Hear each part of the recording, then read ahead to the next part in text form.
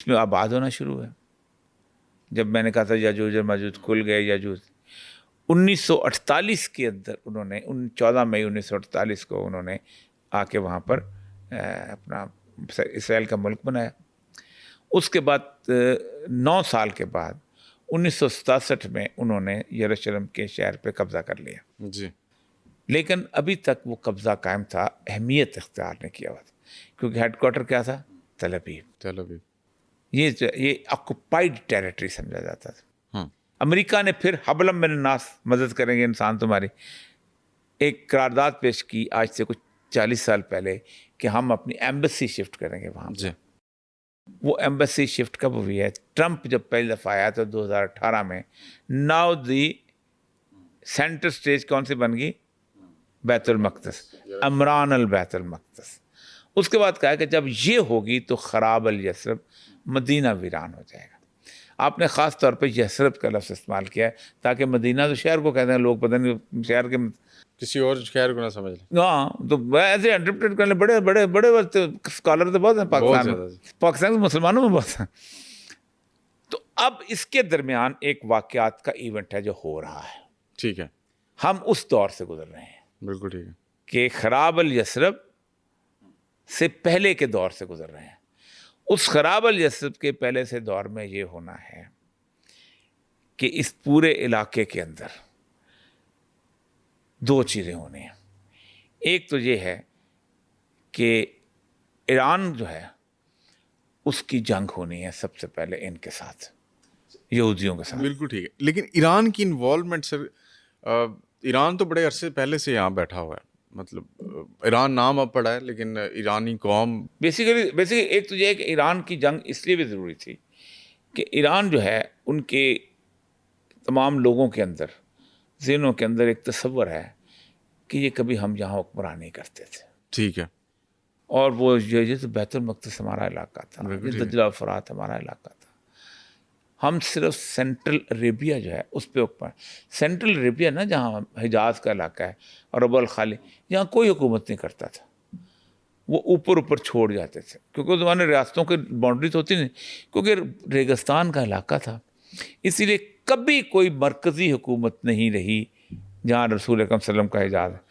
کبھی وہاں پر کوئی کسی کا اقتدار نہ رومنز کا رہا ہے، نہ ایجپشنز کا رہا ہے، نہ بابل و نینوا کا رہا ہے، نہ کسی اور چیز.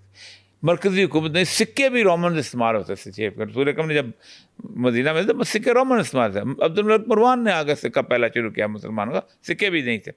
تو ایک تو یہ ہے کہ وہ سمجھتے تھے کہ یہ علاقہ سارا ہمارا ہے ہم.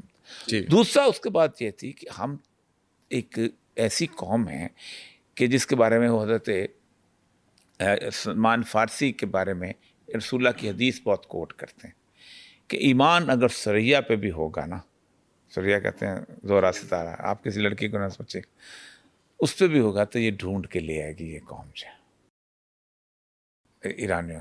دوسری بات یہ ہے کہ عرب ورلڈ کی سیادت اور قیادت جو ہے وہ تو اس کے بعد ٹرکس میں تقسیم ہو گئی تھی. ٹرکس جو تھے انہوں نے اس کو لے لی تھی عربوں کے وہاں سے. لیکن ایرانی جو تھے نا یہ ٹرکوں سے مختلف تھے. ان کے اندر علم جو تھا وہ ان کے اندر تھا. تمام تر آپ کو نعتیں بھی یہاں ملیں گی، تفسیریں بھی یہیں ملیں گی. صوفیاء کا ایک بہت بڑا گروہ تھا جو یہاں پر تھا. تو اس ایران کے اندر وہ ایک ایسا ایران تھا جو کہ اس وقت تو سنی شیعہ اسٹیبلش نہیں تھے. شیعوں کا مرکز تھا نجف میں، یہ سنیوں کا مرکز تھا، خاص طور پہ نقشبندی صوفیاء کا مسئلہ تھا. تو لڑائی ہو گئی کزنز کی آپس میں، صفیوں کی خلافت عثمانیہ والے ترکوں کے ساتھ. اچھا.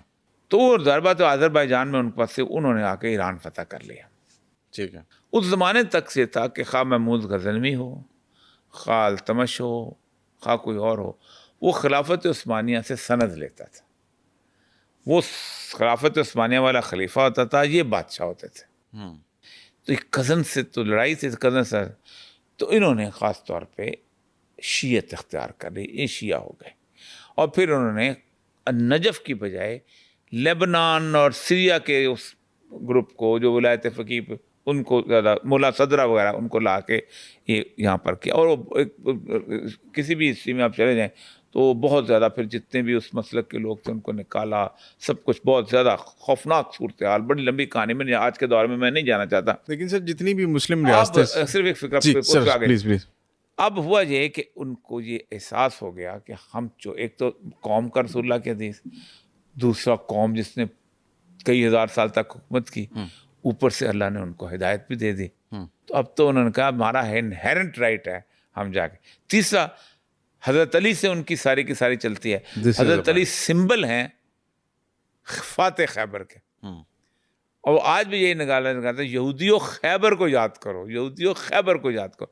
تو ان کے اندر جس طرح ان کے اندر رچ بس گیا ہے کہ یہودیوں سے اگر کوئی مقابلہ کرنا ہے تو ہم نے ہی کرنا ہے, کیونکہ باقی سنی جو علاقہ ہے, حضرت عمر نے بھی وہاں فتح کیا تھا, بس فتح نہیں کیا تھا, آپس میں معاہدہ ہو گیا تھا, زیادہ اس کی وہ اہمیت اس طرح کی نہیں رہی. شام کو رہی ہے یہ, وہ دمشق کو, شام کا دمشق کا سینٹر پرانا ترین شہر وہی لگتا ہے. تو اس وقت جو ایرانی انقلاب جب آیا ہے نا, اس نے ان کو ایک دفعہ پھر زندہ کر دیا ہے, اور اس کو مزید زندہ کیا کہ جب پوری دنیا کے جو تھے عرب بھی اور اس کے مسلمان اور سارے کے سارے جو ماڈرن تھے نا امریکی وغیرہ, انہوں نے ان کی لڑائی کروا دی عراق والوں کے ساتھ. اور عراق والے عرب تھے, یہ تھے عجم, اور عجم اور عرب کی وہ لڑائی ہے کہ آپ سوچ نہیں سکتے. کہ ایک کہتے تھے وہ جو مشہور اس کا ہے نا, اس کا فردوسی کا, جب حضرت عمر کی قوم فتح کرنے آئی ہے نا, تو انہوں نے کہا کہ شیر شتر خوردن سوسمار, گو کا گوشت کھانے والوں اور اونٹنی کا دودھ پینے والے عربوں, عربرا بجائے رسید است کا ہو تمہیں کیا گیا ہے, یہ تخت کہاں کو ناراض رو, تہان کے تخت کی تم آرزو کرتے ہو, تفو پر تو ہے چرخ گرداں تفو, تمہیں تف ہے پرانے آسمان ہمیں دے دن دکھانے دے تم.